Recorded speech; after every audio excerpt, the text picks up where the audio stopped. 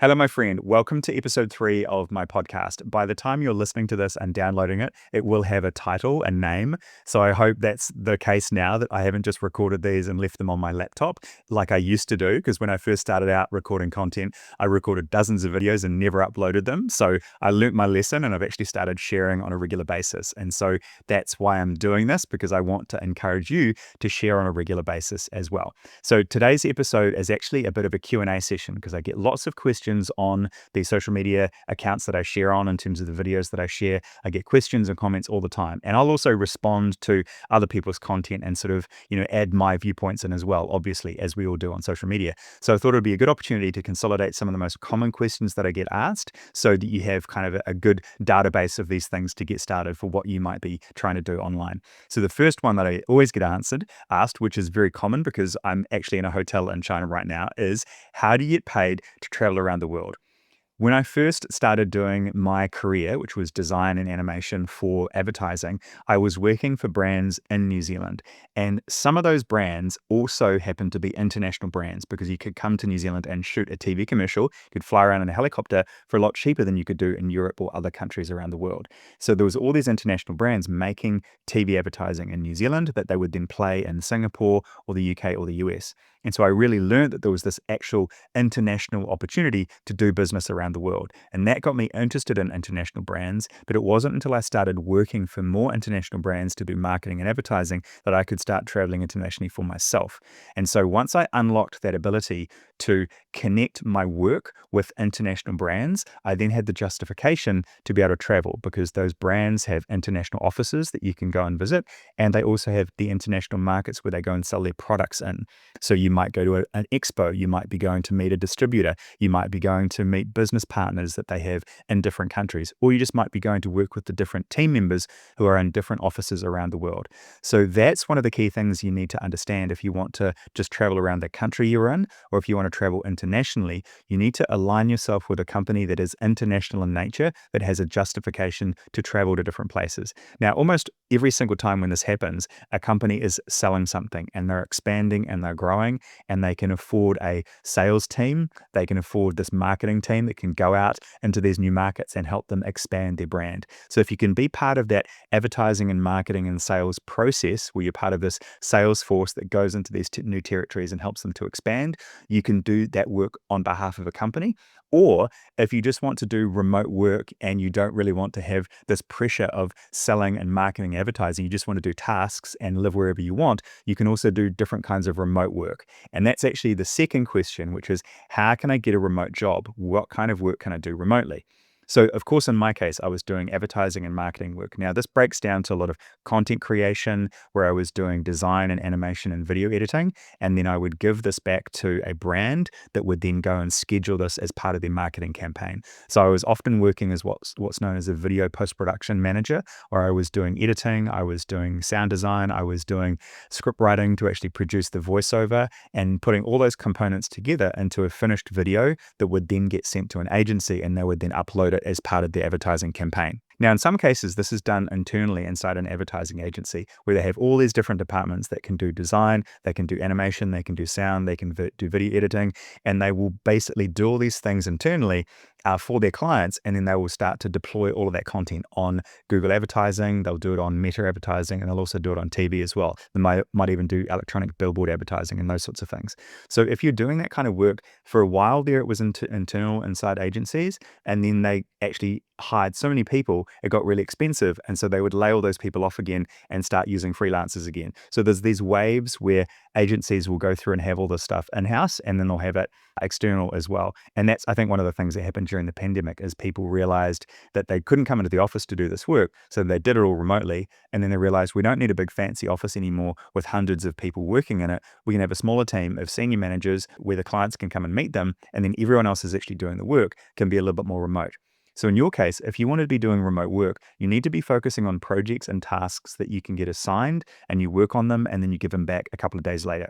I would kind of compare this to actually when you're studying. You get an assignment, you work on it for a few days, and then you submit the assignment for grading. And you sometimes get some feedback, and sometimes you don't get any feedback, you just get a grade. So in the real world, when you submit your assignment, you're going to get real-time feedback or feedback that's maybe delayed by a few hours or the next day from that senior manager to work out, do I need to make any changes? Are you happy with it? Is it finalized? And I can move on to the next project. So this can be all kinds of things, from copywriting and writing for articles. It can be content creation in terms of design and animation. It can be photography. There's all kinds of different creative stuff that you can do. Now, at the moment, a lot of that stuff is starting to be produced by AI, but it's not very good quality. You still need someone to kind of edit and select the good stuff from that process. And we've all read an article where it just sounds like it's written by a robot. You need that human element to it to make it really warm and interesting to read. And so copywriting is still a really important skill that you can do.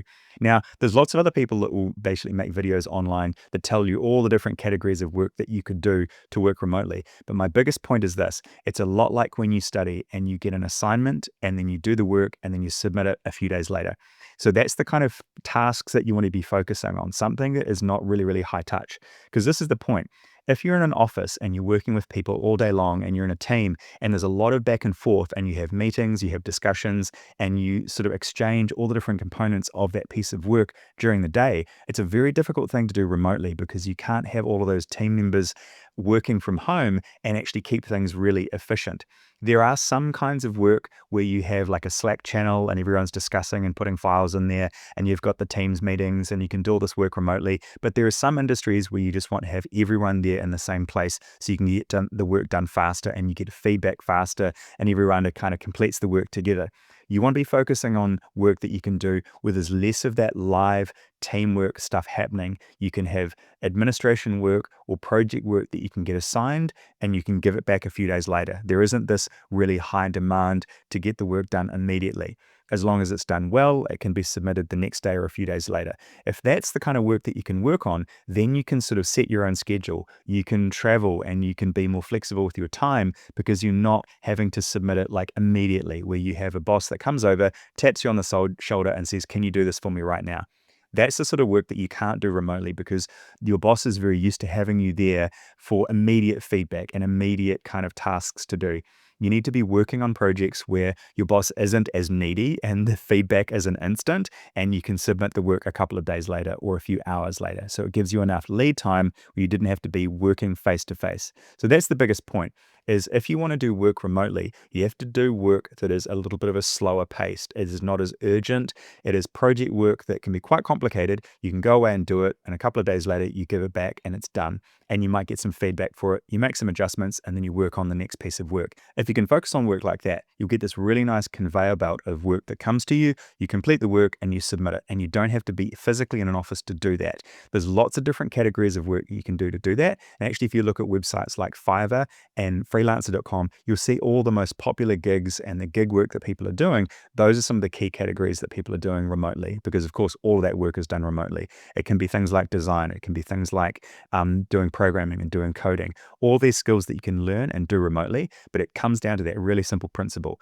Are you working with a boss that needs you to be there immediately so they can tell you what to do and make lots of changes in real time? Or is the kind of thing you're working on a little bit less demanding and that work can be submitted 2 or 3 days later? If that's the case, that's the key stuff to focus on because it's less demanding and you don't have to be there in person to do it. People can trust you to get it done when they can't see you.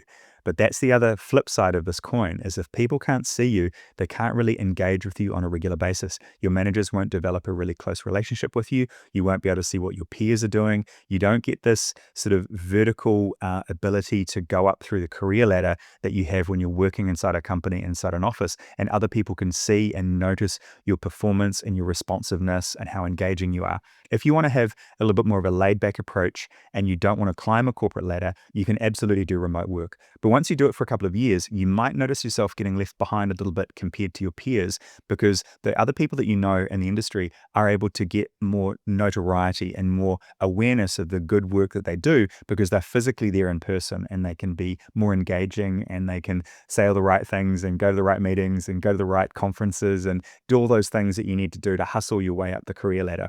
If you don't want to do that and you simply want to do the tasks and the projects, that's great. You can do that stuff remotely, but eventually you will potentially get replaced by either an AI system that does that work or a person that simply does that work more efficiently than you can.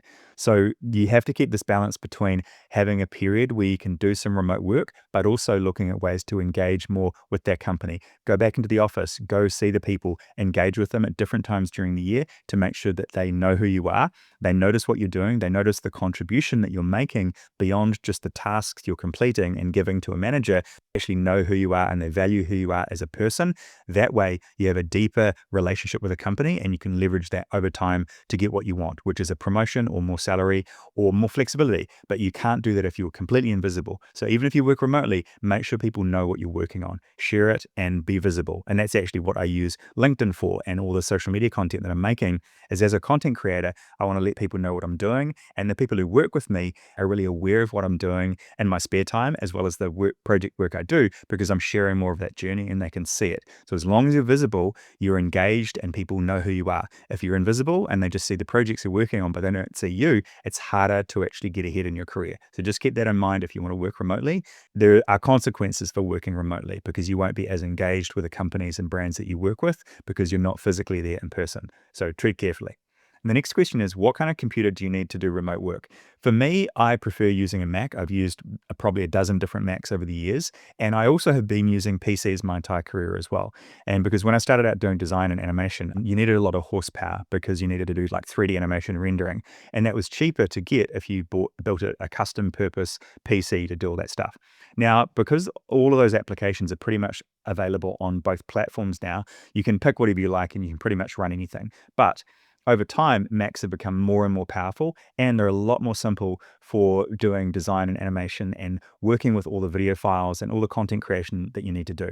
But also the key thing I like about them is I don't get any viruses, I don't get any worms, any of these malware issues. It's very, very rare that those things happen on a Mac because the architecture, the way that it's just built, it works better, it's more streamlined, and no one has any hassles with it. Now, if you work inside a company and you have an IT department, you'll notice that all that IT department does is worry about PCs because they constantly have problems with them. They're really complicated, they're difficult to configure, and the entire IT industry is built on the back of the fact that Windows machines and Linux machines are really complicated to configure. They're built that way to justify the existence of that industry. If you work in a studio that has Macs, you just about don't need an IT department because they just work all the time. It's very, very common now for creative companies, social media companies, agencies. Everyone just has a laptop and everything is just stored in the cloud, and there is no IT department at all. But I guarantee you, if you go to a company that has PCs, there's IT people running around all day long with problems. So personally, if you want to have less hassles and you want to be more efficient, get a Mac because nothing will go wrong with it. And also, it's really easy to transfer the data. I have data on my computer from like a really long time ago because I just copy all of that data onto a new hard drive. You just transfer it all and then you just keep using the new machine. I've never ever been able to do that with a PC reliably. Your settings don't transfer over, or your preferences get lost. Things just don't work properly anymore. There's no very clean and easy way to get your data from one PC to the next. I know they've improved it more recently, but I've been doing this with a Mac for the last 15 or 20 years, just literally replacing the brain, just taking the brain and transferring it from one machine to another. So the data that I have on this computer here has been inside 12 different Macs before.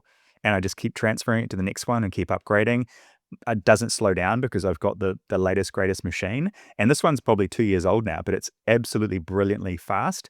And I can't wait for the next one because it's going to be even quicker. So they're incredible machines. They're really, really good. And even the base model Mac now is extremely fast and will do all sorts of stuff that computers just couldn't do 5 or 6 years ago. So I highly recommend them. And of course, you're probably more than likely using an iPhone. And so you'll find the integration with an iPhone just works brilliantly. But if you are in the Android and PC camp, you're going to have a great time as well because you probably like to configure things, you like to customize things. So you can choose whatever you like. But if you want less hassles, you want a simpler machine, you don't want to have to slow down and get people to fix your things all the time, get a Mac. It will save you lots of time and lots of money because time is money. And the next question is pretty funny. How do you sell digital products? It sounds like a scam. I get this all the time because a lot of the people that have jumped onto the idea of digital marketing and selling digital products in the last few years, I think really jumped onto this during the pandemic because they couldn't sort of, do their normal jobs. And so they just needed to look for a way to make money really quickly. So the idea of selling a recipe book or a fitness guide or a nutrition plan or some kind of digital product download that you could sell for $5, $10, whatever, became a really quick thing that people jumped onto. So even now you'll see a lot of people who talk about digital marketing and they're just talking to you from their house or like from their living room or their kitchen about how you can make all this money online. And that's great. Yes, it can actually work that way. But the problem is a lot of people have jumped onto this with no experience in digital marketing. They don't really understand how to work with brands. They don't really understand how to communicate the values of a brand to actually find a target market, because that's what you're doing in digital marketing. You're looking at what the product is and you're finding the different market segments that are available, and then you're communicating with each of those segments with an offer that's right for them. You kind of split up all the target market into the different segments and you deliver the right messages and the right branding to each of those segments to maximize the money that you can make from each of those. So you get the right customers coming to you to buy the product. Now, most people who are trying to sell you a digital course online or selling a recipe book or selling a fitness plan haven't got experience in doing any of that sort of stuff. So they tend to just focus on one audience, and they will tend to focus on things like, gosh, the price of groceries is really expensive right now. Wouldn't it be nice if you could make some extra money? So that always feels like a get rich quick scheme, and people are just really scammy in the way they talk about it. And also, I think a lot of the people who try this for a few months and then they don't make any money, they get really annoyed and they move on to the next thing. So their audience will see that and go, oh, you're just a scammer because you've gone from being a crypto bro to a digital marketing bro, and now you're onto something else because you're just moving through them so quickly without actually going deeper into what it is that you're trying to solve. And that's my key point here, is about if you can sell a digital product online, you can make money, but you're only going to make real money if you're solving a problem for someone because you've addressed an actual specific need that they have. And so let's make a really simple example of this, which is, say you're selling a fitness plan. Well, it's not enough just to sell a fitness plan because it's not specific. Maybe you could sell a fitness plan for people who are stay-at-home workers and they don't get to move around enough during the day, right? You've identified your target market, your segment, and you're making a fitness plan that's really simple for them, that they can squeeze into their day. They might have these little workouts they can do during the day, or they block it into their day later on. But you've specified a particular audience you can speak to sell that thing. And so, of course, you could imagine that could be a course, that could be one-on-one coaching, that could be a PDF download, whatever. So that's a digital product that you can sell, but you've identified an audience that actually needs that and has a desire. So there's demand. You're supplying a digital product, but there's demand in the market, and you're crossing over and actually making that connection. So yes, it is possible to sell products online, but you really want to be able to find a target market that is receptive to it because you're providing a solution to them. Now, unfortunately, with a lot of this digital marketing hype that's happened in the last couple of years, the only real market that you're finding is people who want to make money online, make money from home, and they think the only way to do that is to buy a digital marketing course and then sell it to other people who are also trying to make money online, and they can buy a digital marketing course and then sell it to other people. So you just get the cycle where no one's actually doing any digital marketing for brands. They're just selling the knowledge of doing digital marketing. And that's kind of the same as selling courses that teach people how to make courses, or coaching people how to become coaches. There's no actual extra work being done where you're coaching high performance executives or you're coaching people who are doing drop shipping or e-commerce.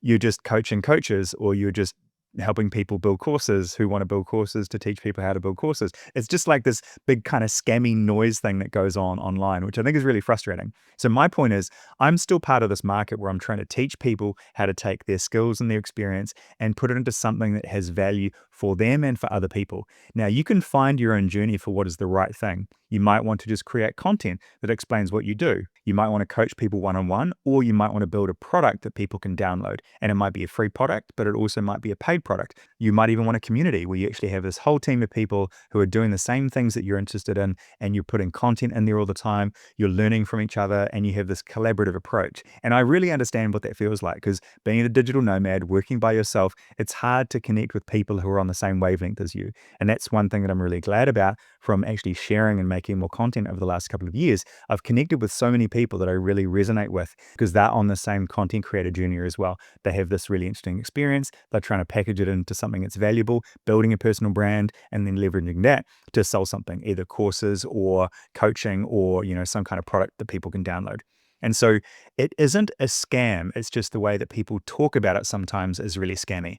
So the key thing to do is dive into all the rest of the content that are built around this that talks you through the process of taking your knowledge and turning it into something that people can buy. You can find an audience that is relevant for you.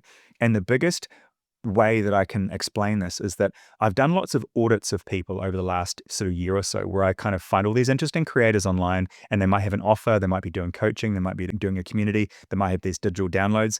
And it is overwhelming how many there are. There's just hundreds of these people who are selling these courses and selling this sort of one-on-one coaching and selling digital products. And what I realize is every single one of them has their own community of people that follow them. And sometimes there's an overlap where people follow multiple creators. But it's too difficult to try to audit every single one of those people because you don't have to do any of this perfectly. Your digital product doesn't have to be perfect. Your coaching doesn't have to be perfect. Your content creation doesn't have to be perfect, because all you have to do is create something that's finished so someone can consume it, and then they can decide if it's any good. And people will give you feedback for what you're putting out there into the world. They'll put comments on your videos. They might even put a rating if you're actually selling something and you have a Shopify checkout system that has the ratings that show up when people are pleased with the product they're buying. There's all these different mechanisms where people can give you feedback for what you're doing. Sometimes it's just comments and saves and shares and likes on your videos, and that will then eventually translate into something that you can deliver to people. So you will find your own path eventually of what kind of value that you can deliver to people, but you have to get really specific about solving a problem for someone, and then you can find an audience and actually sell them something. And that's not a scam. That's actually trying to be helpful and trying to find a solution for people. If you're just trying to sell the knowledge, it's not the same as getting out there and doing it. And the analogy that I would use is that you can buy a cookbook, but it's not the same as actually getting into the kitchen and making stuff. And you can make stuff in the kitchen and just do it on the fly and try to work it out as you're going, or you can follow a recipe. But at some point you had to buy that knowledge and actually use it. But making a cookbook is not the same as becoming really good at cooking. You only become really good at cooking by doing it. But once you're getting really good at it, you can also package that knowledge back into something you can sell. So make sure you absorb the knowledge, but then actually put it into something that you can offer to other people as well. And then you get this value exchange and it actually starts working really well. And this relates to the next question I have here as well, which is how do you find a niche?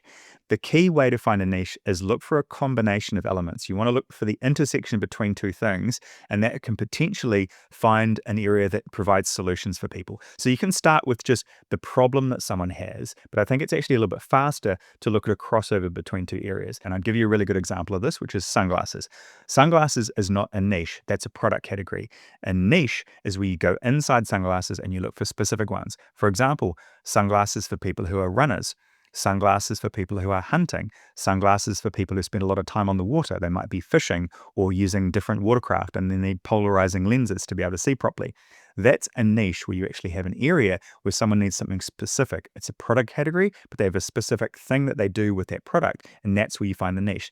Now, within that niche, you need to be able to tweak it slightly where you can find a slightly better product. So if you actually have an interest in one of these areas, and let's say you like fishing and you want some sunglasses for fishing and you buy some and you find they're not very good, all you have to do is improve that product just slightly and then you can be competitive. But if you just start out selling sunglasses, you haven't done anything unique to stand out in the market and you haven't solved a problem. So for me, a niche is when you're solving a problem at the intersection of a product category and a thing that people do. So it's a lifestyle that people do. It's a sport and it's an activity that people do. Find a product category, an activity, and cross those over, and you'll actually get something that works. And a really good example of this as well could be products for dogs. We know they're really, really popular online, but if you just start selling products online for dogs, you'll be competing with every other person out there that's doing that. But if you just did something really specific, like raincoats for dogs, and you did raincoats for small dogs, you've found a problem, an area, an activity, and a product category that all crosses over into something. And all you would do is buy a whole bunch of raincoats for small dogs, see if they're any good, and then you would go and build one better. Now, the way you would discover that this is a niche is either you were looking at the Google Trend data for the types of dog products that people were searching for online, or you might have talked to your friends that have dogs and they say, I'm finding it really difficult to find a raincoat for my small dog. They're all too big, they don't fit properly, whatever. So you then have to buy those products, see what's wrong with them, analyze the problem, and then design or improve on that thing. And sometimes it's actually just taking an existing product that's out there and communicating those features and benefits better so people know how to fit it properly and they can make sure they pick the right size for their dog. All of those things are things that just aren't done very well sometimes, and you can improve upon them. You don't even have to change the product. You can just actually improve the instructions so people know how to use it. We've all tried to assemble something at home sometimes that just doesn't have very good instructions. So you don't always have to change the product. Sometimes you can just explain how the product works better, and the people who buy it are more satisfied and happier, and then they put really good reviews up. So that's the process, is that identifying a niche is really where the activity that people do overlaps with the product category. And then you can find problems inside that activity where the products that are available in that category aren't quite a fit for that activity. It might be a really new activity. For example, pickleball just took off in the last couple of years. And so all the equipment for tennis and squash doesn't really relate to pickleball. So you need a whole bunch of new equipment that does. And then there's a whole bunch of new products and they don't work very well and they're not quite the right fit. And so over time, those improve based on the feedback from the customers and the producers of those products improving what they offer. So a niche, especially a new one, is like the Wild West. It's completely chaotic, and then those things settle down over time. So you're looking for new areas of opportunities, new activities that people are doing, and whether or not the existing product categories are a match for those things. Once you find that combination, that overlap, you can find an opportunity that you can exploit for a while. However, other people will rush in there and do the same thing, because if you do something well, if you start solving a problem for people and selling a product, other people will notice and they'll copy what you're doing. You only ever have first mover advantage to do this. If you want to protect your product with a patent and with copyright protection and design registrations for your IP, you can do all that stuff, but it's really expensive and most people don't bother. They just sell something online for a while, they hope they'll make some money, and then they move on to the next thing. You'll find this out as you go, because you'll either find you're making a whole bunch of money in that niche and you can justify the expense of protecting what you've made, or you're not making enough money and you move on to the next thing. So it will tend to happen pretty organically as you're going, and you'll get feedback from the industry as to what happens, which is also the reason that a lot of people who do e-commerce businesses,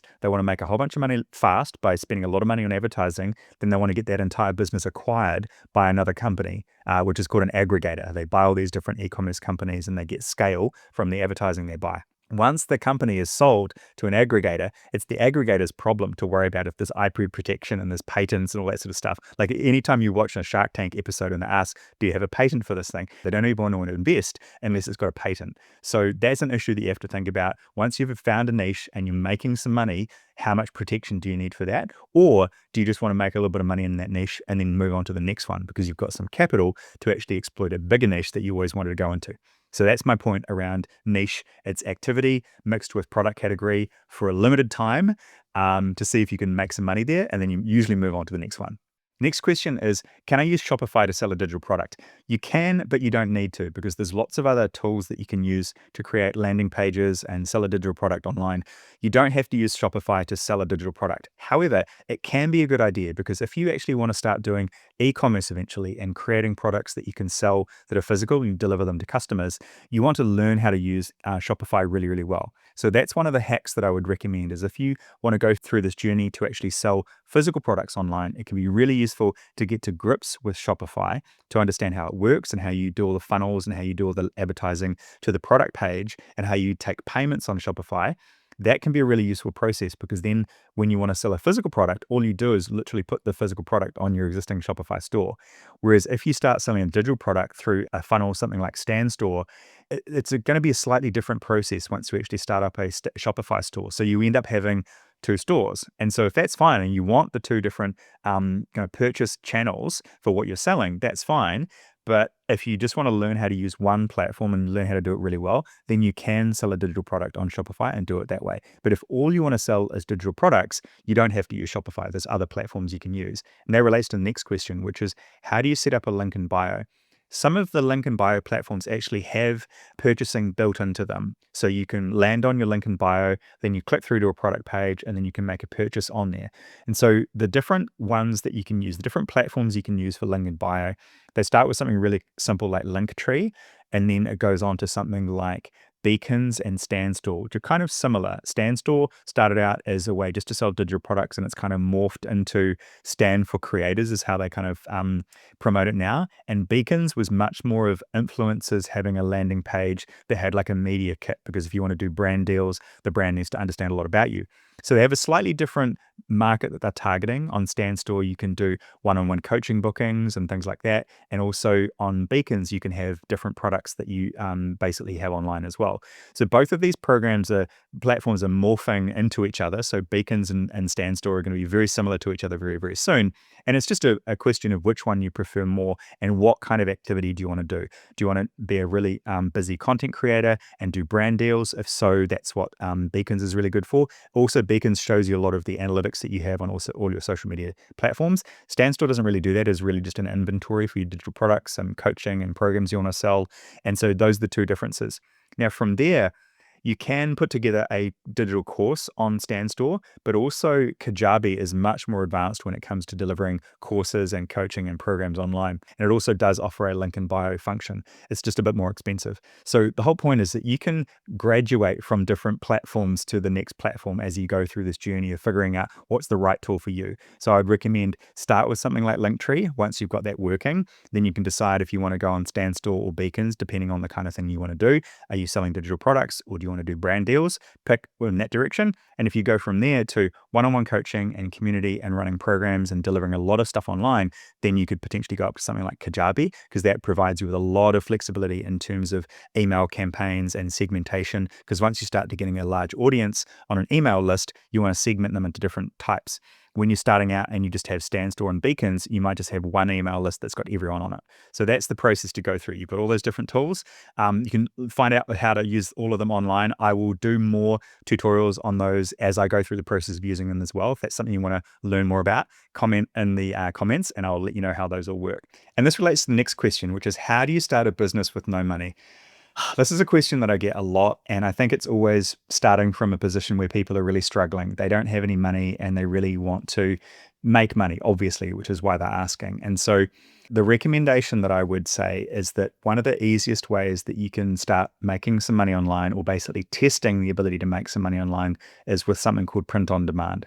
And before you jump on me and complain that you're not going to make any money and it doesn't work, that's not the point. I'm talking about the fact that if you are trying to start to make money online and you don't have any money to buy a product that you can sell, you need to make something where the manufacturing is outsourced and the manufacturing is only done when someone pays for the product. And also the advantage with print on demand is the fulfillment is completed by the company that manufactured the product. So you don't actually have to deliver the product yourself. Now it means the amount of money that you're going to make per item is quite low. Let's say, for example, if you're selling a t-shirt, you might only sell it for $20 or $25. The amount of profit that you might make from that selling that t-shirt might only be $2 or $3. So less than 10% profit might be the profit margin that you're having when you start out. But that's okay because you don't have any money to get started. So this is the entire point. If you have zero money to get started, you need something where you didn't have to pay for any inventory, you don't have to buy any equipment to manufacture something, but it's still a product that someone can use that has quite high utility. So print on demand is a process where the product is manufactured by someone else and delivered to the customer for you. So that's a really great way to get started, to see if you can handle all of those stages: finding customers, creating a product, putting the product online, selling the product, collecting payment, and getting the product delivered. If you can handle all those stages, then you can do that for another product that you buy yourself and you have your own inventory.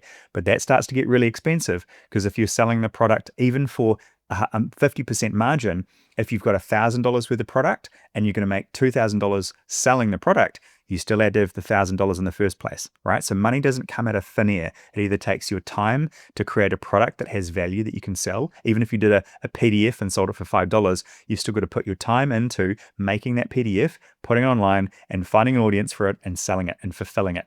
So you've got a couple of different ways you can do this. You can do it with a digital product, or you can do it with something like print on demand. But I really suggest trying print on demand, because you don't have to do any of the product creation yourself. You can use templates. It's really simple to get started, and it's really satisfying when someone actually buys the thing and sees that it's real. And I found this process really satisfying for myself, because I could buy a product, I could try on my own products, I could make my own clothes, and I found it a really cool experience to actually build a product that was physical in the real world. And then when I started selling those to other people, I kind of got the bug, and I was like, oh, this is really cool. People can find the products I have, they can purchase them. I can make my customers happy. I can do this for all kinds of different products. And then I kind of got the bug for doing this for myself, which is why I'm here now.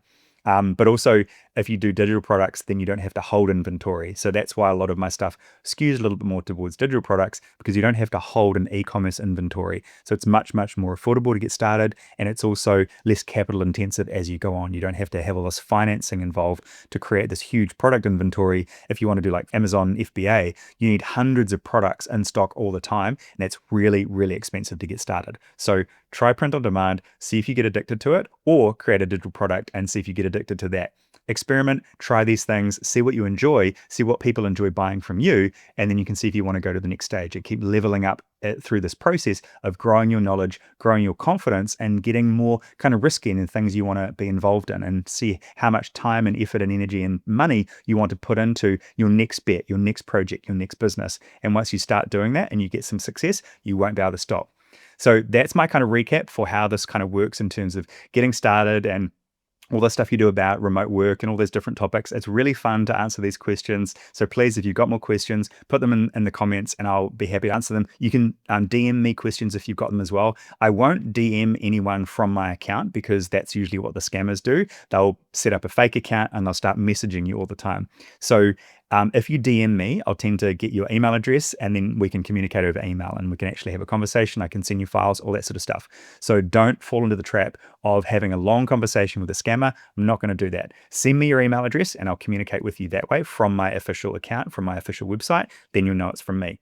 And that's it. That's basically me kind of wrapping up this third podcast episode. So I hope you found that useful. I hope you enjoyed this. If you like, please literally like, subscribe, comment, do all that great stuff, because it tells the algorithm that this is the kind of content you want to see more of. And it tells me that you want to hear more of what I'm actually talking about and creating. I'm going to do more of this because it's really fun. And I also delayed doing this for a really long time. So now that we're up to episode 3, I just have to keep going and doing more of this. So that's it. Thank you for watching. Thank you for listening. And I'll see you in the next one.